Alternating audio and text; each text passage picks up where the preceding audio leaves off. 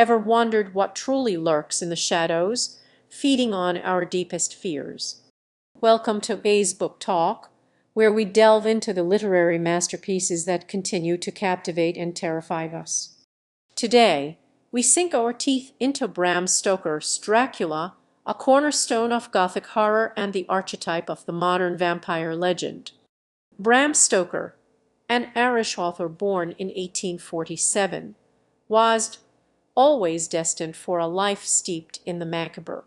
He initially pursued a career in civil service before becoming the business manager of London's Lyceum Theatre. This role brought him into contact with the renowned actor Henry Irving, a relationship that profoundly impacted Stoker's life and may have even served as partial inspiration for the charismatic yet sinister Count Dracula. Stoker's meticulous research, drawing from folklore, history, and travel accounts, culminated in the publication of Dracula in 1897. While not an immediate sensation, the novel steadily gained popularity and cemented its place in literary history through stage and screen adaptations. Dracula is structured as an epistolary novel, meaning the story unfolds through a collection of letters, diary entries, newspaper clippings, and other documents. This format lends the narrative a sense of immediacy and realism, drawing the reader into the characters' experiences. We begin with Jonathan Harker, a young English solicitor, traveling to Transylvania to finalize a real estate transaction with Count Dracula. Harker's initial impressions are of a gracious, albeit eccentric, nobleman residing in a crumbling, remote castle. However, as Harker spends more time within the Count's domain, he uncovers a terrifying reality.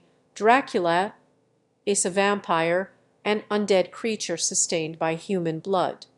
Harker becomes a prisoner in the castle, witnessing disturbing events and narrowly escaping with his life. Meanwhile, in England, strange occurrences begin to plague the seaside town of Whitby. Minna Murray, Harker's fiancé and a schoolteacher, worries about Jonathan's prolonged absence while caring for her friend Lucy Weston Rye. Lucy, a beautiful and vivacious young woman, attracts the attention of three suitors: Dr. John Seward, a psychiatrist, Quincy Morris, an American cowboy, and Lord Arthur Holmwood. Lucy accepts Arthur's proposal, but soon falls ill, exhibiting symptoms that baffle the medical community. Doctor.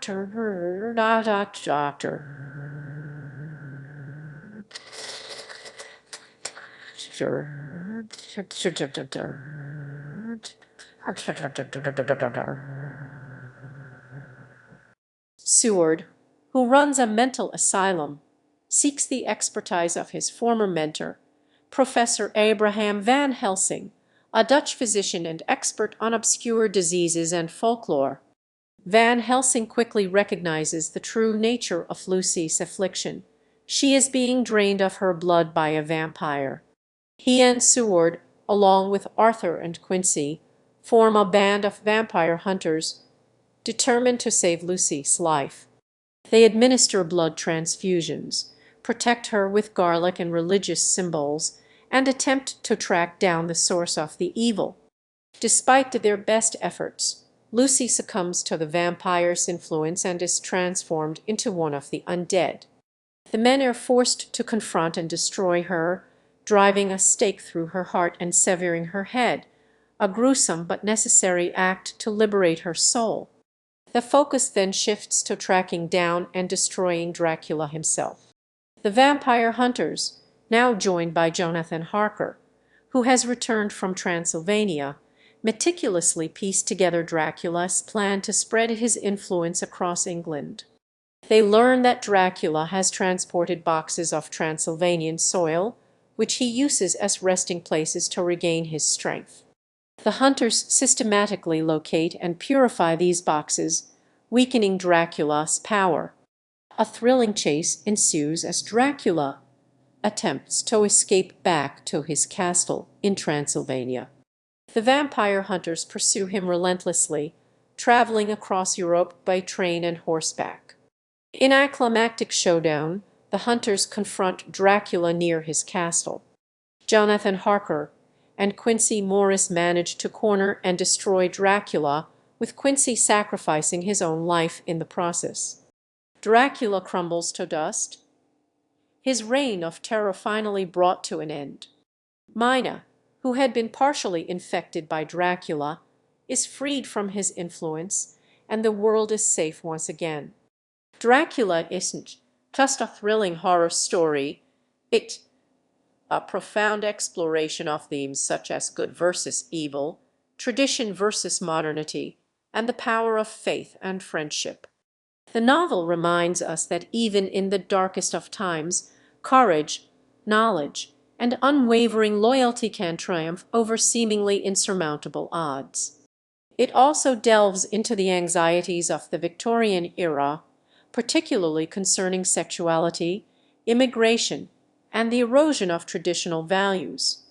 Dracula represents a foreign, predatory force that threatens the established order, forcing the characters to band together to defend their way of life.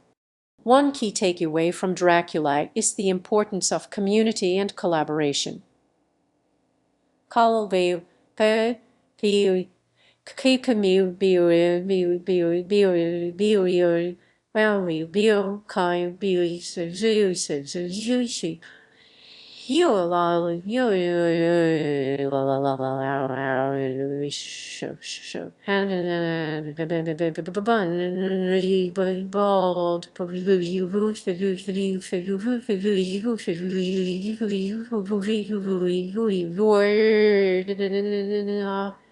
The vampire hunters succeed not as individuals, but as a cohesive team, each contributing their unique skills and knowledge to the fight against evil.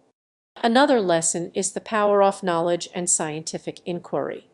Van Helsing's understanding of vampire lore, combined with the characters' use of modern technology, proves crucial in their battle against Dracula. Finally, the novel highlights the enduring strength of the human spirit, our capacity for resilience, and our ability to confront and overcome even the most terrifying of challenges. Dracula reminds us to stand together against darkness and never lose hope in the face of adversity. Thanks for joining us on A's Book Talk. We hope you enjoyed our exploration of Bram Stoker's Dracula. Don't forget to subscribe for more book recommendations and insightful literary analysis. Until next time, happy reading!